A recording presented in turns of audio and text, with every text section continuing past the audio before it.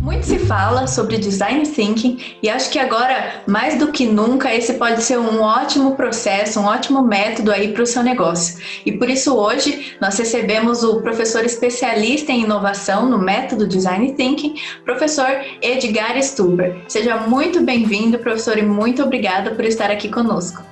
Então, eu vou falar para vocês um pouquinho sobre o método do design thinking, né? Como a Lívia falou, realmente é um método que está sendo muito procurado em função da crescente incerteza que nós estamos vivendo, né? A gente tem vários fatores que estão levando esse aumento da incerteza. Um deles é a transformação digital, essa migração que a gente está fazendo muito rápida para o mundo digital.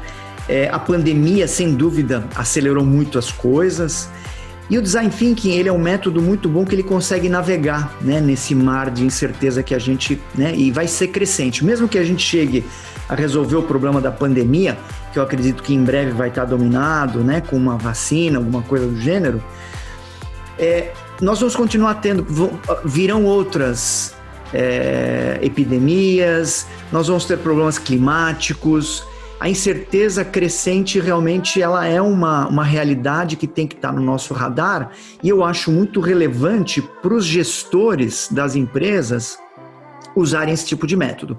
Eu gosto de falar que ele está sendo muito relevante hoje em dia, porque eu já sou uma pessoa que tem uma certa experiência, né, vamos dizer. Na época, antigamente a gente conseguia trabalhar com planejamento estratégico, a gente conseguia fazer cenários futuros, a gente pensava 5 anos para frente, 3 anos para frente, as coisas eram mais ou menos, né, previsíveis. Hoje em dia a gente não consegue saber o que vai acontecer de noite, né? Então o Design Thinking ele consegue nos ajudar realmente. Bem, o professor já falou aí que o Design Thinking pode ser uma ótima solução nesse momento, mas, professor, como de fato ele pode ser aplicado nas empresas, né? E por que as empresas devem investir nesse método? Ele realmente deve ser utilizado porque ele traz o que todo mundo está discutindo hoje em dia, que é ajudar a gente a passar por esse período de mudança de paradigma, de mudança muito forte por conta da incerteza, né? Então, como é que o gestor se depara hoje em dia? Ele está se deparando com mudanças muito fortes, muito rápidas, e não existem dados históricos, né? O exemplo da pandemia. Quem iria imaginar que a gente teria, né? Quando no final do ano a gente estava comemorando, puxa vida, 2020 vai ser um ano tão bacana, e ninguém estava pensando, ninguém estava contando, colocando no radar que nós ficaríamos fechados praticamente 6 meses em casa, né? Então, quando a gente tem esse tipo de cenário que você não tem dados históricos e a gente precisa ir para campo para coletar dados, para observar as pessoas, para entrevistar pessoas, e ele é um método muito interessante porque, apesar de toda a tecnologia, ele é um método centrado no ser humano, e a gente começa a partir das pessoas, entendendo a necessidade das pessoas. E a partir daí, a gente começa a fazer o levantamento de dados, a gente pega esses dados, faz análise e síntese dos dados, transforma isso em informações. Essas informações nos ajudam a gerar perguntas bem feitas, né? Eu sempre falo que a gente foi criado e educado para ter as respostas corretas, mas hoje em dia é mais importante a gente saber fazer as perguntas bem feitas, né? E esse é um método que ele usa algumas técnicas da etnografia, e onde a gente pode aprender algo novo, né? Um conhecimento que a gente não tinha. A gente tem capacidade de coletar dados, fazer análise e síntese, né? Chegar no levantamento das perguntas, idear, ou seja, gerar ideias, a partir das ideias selecionar as melhores ideias, fazer protótipos, voltar para campo, coletar feedback com as pessoas, né? Sempre com o ser humano, tá? Sempre centrado no ser humano. Aí a gente coleta esses feedbacks, e aí a gente consegue ir refinando a nossa hipótese ou as nossas hipóteses que vão ser o caminho para as possíveis soluções do problema que a gente está tentando resolver. Bem, a gente tem alguns cases aí de sucesso, né, que utilizaram o Design Thinking, como a Natura, Netflix, Havaianas. O professor poderia comentar um pouco aí desses cases? Sim, tem muitas empresas que têm usado, né, também quando a gente olha o Airbnb, né, a grande parte das empresas, né, que já começaram no modelo digital, elas vêm usando o Design Thinking porque elas primeiro se preocupam em entender a necessidade das pessoas para daí desenvolver uma solução, né? Então é a partir da identificação dessas necessidades que eles vão desenvolver a solução.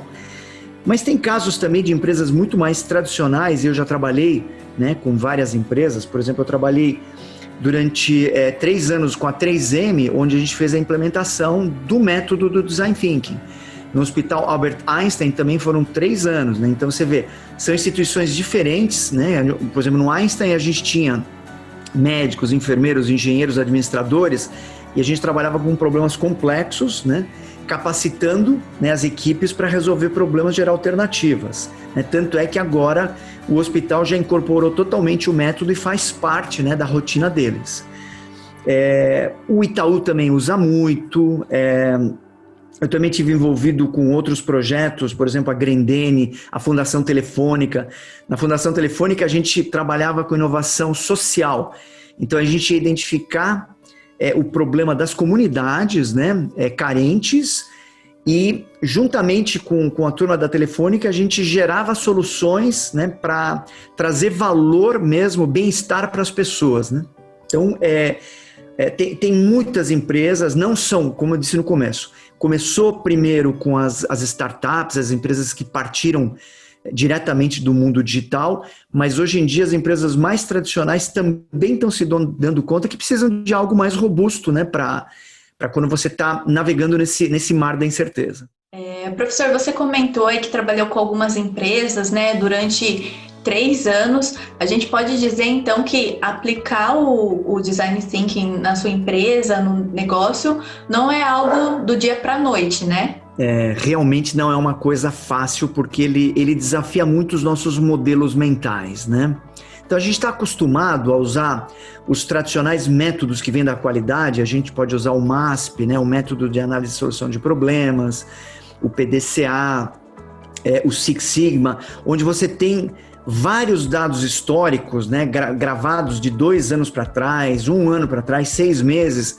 Aí você pode usar esses métodos que são tranquilos, a gente já usa há muito tempo. O Design Thinking, por sua vez, ele é uma mudança muito forte no modelo mental, da maneira como a gente pensa, por isso que eles chamaram de Design Thinking. É um nome um pouco infeliz, eu diria até, porque os designers não gostam muito, né? Mas ele é muito bacana porque ele pode ser usado por qualquer gestor, qualquer um pode usar o Design Thinking. Mas ele é uma maneira diferente da gente abordar. Então, a gente para de olhar os dados, porque não existe, é uma coisa sem precedente, mas a gente aprende a ter a humildade de falar, puxa vida, eu vou ter que resolver um problema que eu não tenho conhecimento sobre isso, eu vou ter que ir para campo, eu vou ter que aplicar a escuta ativa, eu vou ter que ter técnicas para conversar, entrevistas para entender as dores das pessoas, as barreiras que as pessoas estão, né, tendo que se sobrepor.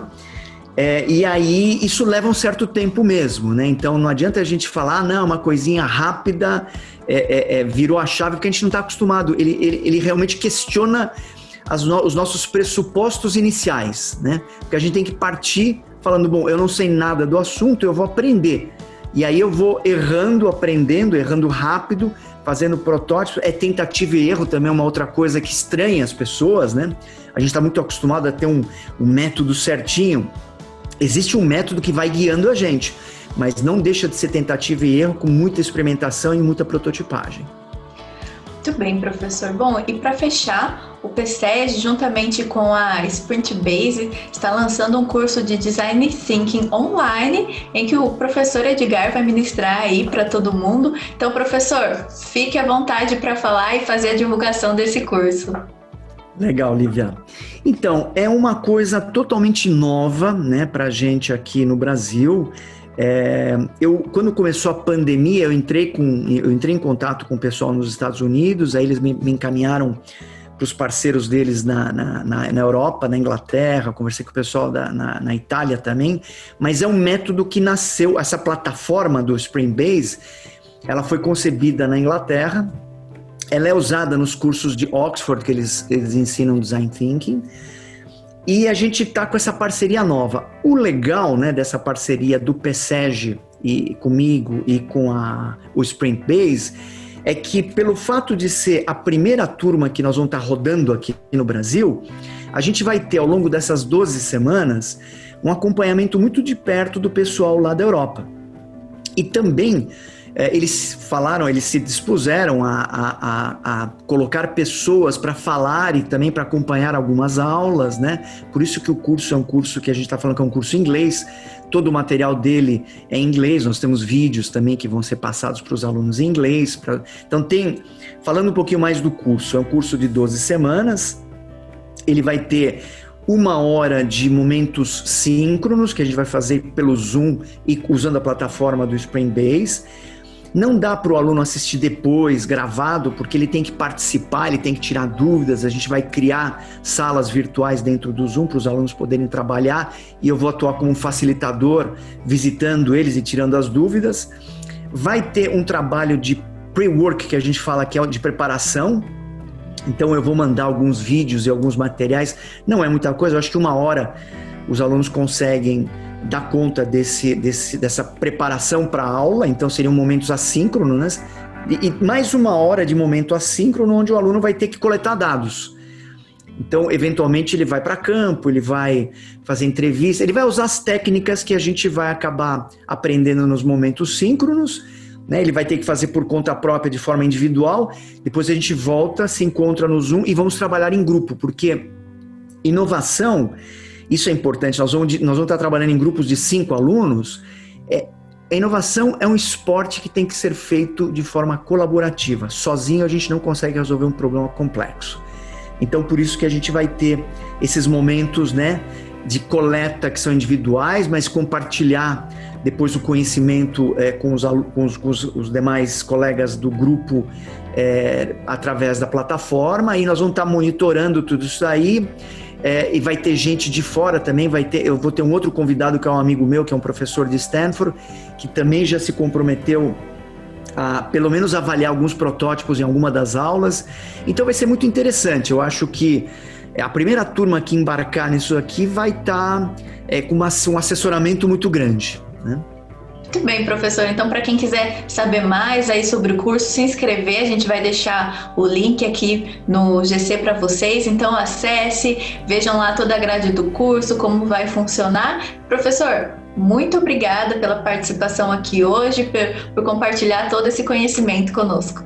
Obrigado você, Lívia. Vai ser um prazer, então, tê-los junto nesse curso extremamente inovador. Aí, lembrando, então, não existe nenhum pré-requisito além daquele que eu já falei, que é entendimento da língua inglesa. A gente não está esperando que as pessoas sejam totalmente fluentes, mas a pessoa tem que ter capacidade de poder assistir um vídeo, de poder ler um texto e, eventualmente, ter que explicar um protótipo quando a gente tiver os nossos convidados. Então, vai ser a língua oficial ao longo das 12 semanas, o inglês, mas não precisa ser super fluente, né? Apenas o suficiente para se comunicar. Não tem nenhum outro pré-requisito, porque o restante nós vamos aprender em conjunto. Até mais! Até mais! Tchau, tchau!